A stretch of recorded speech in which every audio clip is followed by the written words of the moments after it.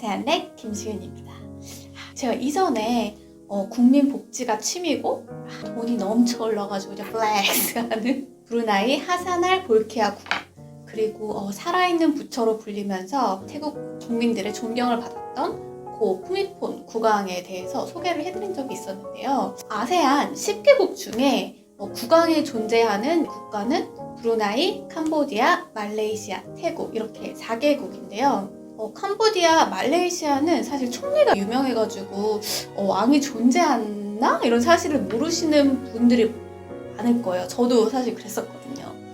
하지만 이 2개 국가에도 엄연히 왕이 존재하고 또 이 왕이 되는 과정이 엄청 특이해요.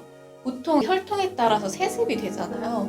근데 여기 캄보디아에서는 왕을 이제 선출을 하고, 말레이시아에서는 물론 선출을 하긴 하지만 거의 순번제로 운영이 된다고 합니다. 오늘은 이 2개 국가의 왕이 누구인지, 또 어떻게 왕이 선발이 되는지 알아보겠습니다.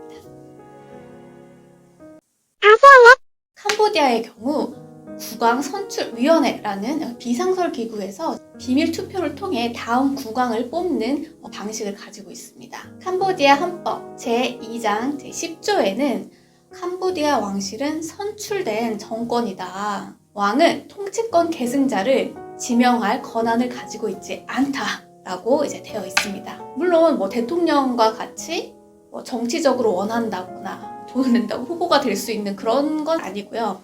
왕이 될 수 있는 가문이 3가문이 있습니다. 바로 앙동, 노르동, 시소안입니다. 엄밀히 따지면 이 3가문은 같은 혈통이라고 할 수 있어요. 그리고 이 가문 출신의 30세 이상의 남성만이 후보에 오를 수 있다고 합니다. 현재는 2004년 선출된 노로동 시아모니 국왕이 이제 현재 캄보디아 국왕입니다. 캄보디아 국왕은 지배하지 않는 군주로 헌법에 명시되어 있기는 하지만 여전히 국민들의 존경을 받고 영향력을 가지고 있습니다.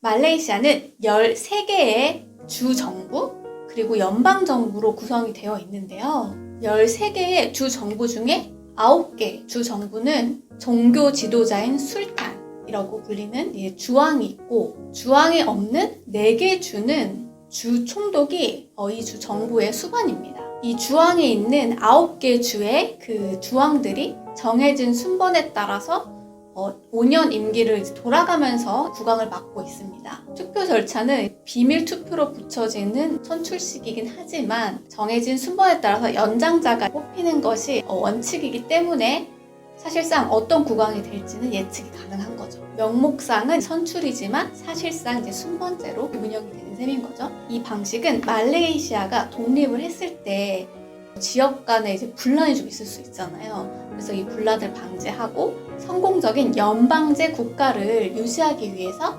정해진 것이라고 합니다. 최근 이 말레이시아 국왕이 우리나라 언론에 이제 언급이 된 적이 있는데, 세계 결혼식이라고 꼽히는 무하마드 5세 국왕과 모스코바 출신의 옥사나 보에보디나의 결혼식 때문이었습니다. 무하마드 5세는 임기를 채우지도 못하고 같이 2년을 넘겼을 때 퇴위를 하였어요. 그래서 이제 왕이 대신 사랑을 선택했다 이러면서 관심을 끌었지만 지속적으로 이혼설도 나오고 불화설에 또 시달리고 하다가 최근에는 이혼을 하고 친자 확인도 하고 그래서 엄청 좀 시끄러웠잖아요.